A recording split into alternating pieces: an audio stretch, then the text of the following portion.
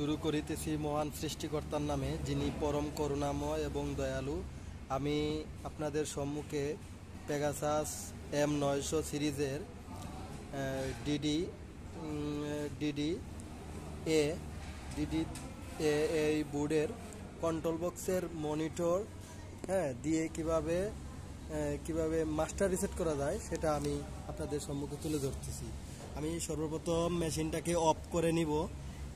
Of করে নিছি। নেওয়ার পরে আমার এই বাটনে চাপ দিয়ে ধরতে হবে, সিজার বাটন, এখানে নাইফ বাটন বলে। নাইফ বাটনে চাপ দিয়ে ধরার পরে আমি আমার মেশিনটা অন করে নিব। অন করে নেওয়ার পরে 101 আসবে, এখান থেকে আমার 110-এ যেতে হবে। 110-এ যাওয়ার পরে আমি এটা সিলেক্ট করব। সিলেক্ট করে এটা আমার সেভ দিয়ে দিব। অটোমেটিক হয়ে গেল মাস্টার রিসেট। এর মধ্যে আবার 26-এ যেতে হবে। এরপরে আবার আমার 26-এ গিয়ে সেভ দিতে হবে। 26-এ গিয়ে সেভ দিয়ে 26 আনতে হলে আমাকে পি বাটনে চাপ দিয়ে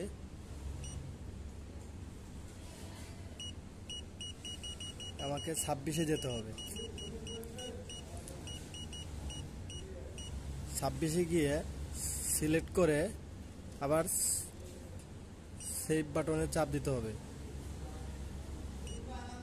ইয়েস এনে ইয়েস বাটনে সেভ দিলে আমার এই যে এখন মাস্টার রিসেট হয়ে গেল, সম্পূর্ণ রিসেট হয়ে গেছে। ধন্যবাদ। আপনারা যদি আমার চ্যানেলে নতুন হয়ে থাকেন সাবস্ক্রাইব করবেন, ভালো লাগলে লাইক, কমেন্ট এবং শেয়ার করবেন, এবং আমার সাথে থাকার জন্য আপনাদের ধন্যবাদ। আরও ভালো ভালো ভিডিও পেতে আমাকে সহযোগিতা করবেন ইনশাল্লাহ। খুদা হাফেজ। সালাম আলাইকুম।